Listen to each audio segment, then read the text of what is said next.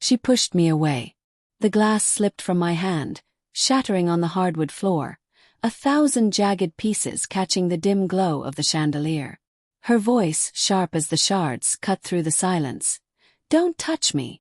My fingers froze mid-reach, her flinch a blade twisting in my chest. Lila's eyes, usually warm like sunlit amber, were cold, darting away from mine. The air in our cramped Brooklyn apartment thickened, heavy with the scent of her lavender perfume and something unspoken, something sour. I stood there, heart hammering, wondering when my wife became a stranger. Last night she'd come home late again, third time this week. Her heels clicked unevenly on the stairs, like she was rushing to outrun something. I'd asked where she'd been, my voice soft, probing, but she'd brushed me off with a tired smile and a vague work thing. I wanted to believe her. I always did. But the lipstick smudge on her collar, a shade of crimson she never wore, gnawed at me. I told myself it was nothing. A client's hug, a spilled drink, an innocent mistake. My mind spun excuses faster than I could process them. This morning she was different. She sat at the kitchen table, her phone clutched tight, her thumb hovering over the screen like she was guarding a secret. I poured coffee, the gurgle of the machine filling the tense quiet. "You okay?" I asked, my voice barely above a whisper.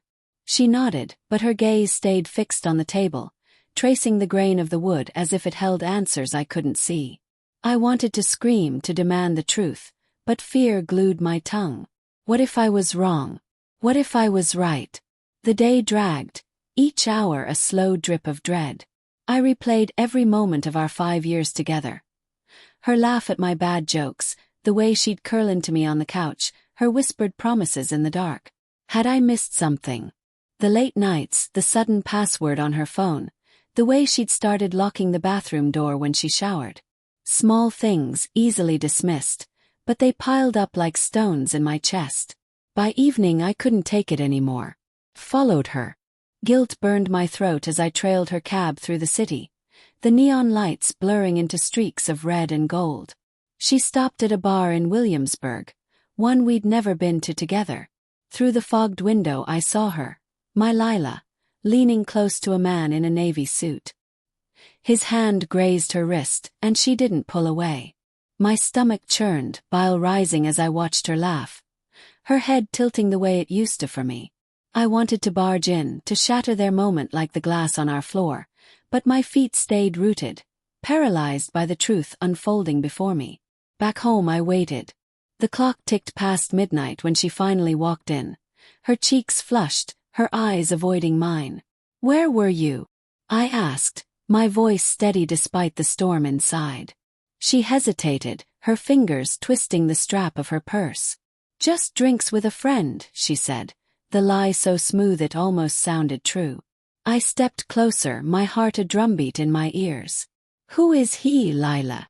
Her face crumpled just for a second before she rebuilt her mask. "You're being paranoid," she snapped, but her voice shook. Then, the next morning she did it.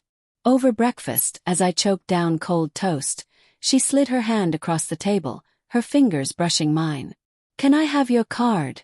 she asked, her voice soft, almost sweet. "I need to grab something for work."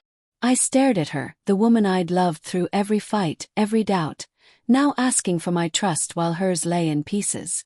My hand trembled as I pulled the card from my wallet, but I held it back, my voice low and raw. "Who is he, Lila?" I asked again, quieter this time, the question a plea. Her eyes widened, then filled with tears. She opened her mouth, but no words came. The silence was louder than any confession, and in that moment I knew. The card slipped from my fingers, landing on the table between us like a guillotine. "Keep it," I said, my voice breaking. "You've already taken everything else."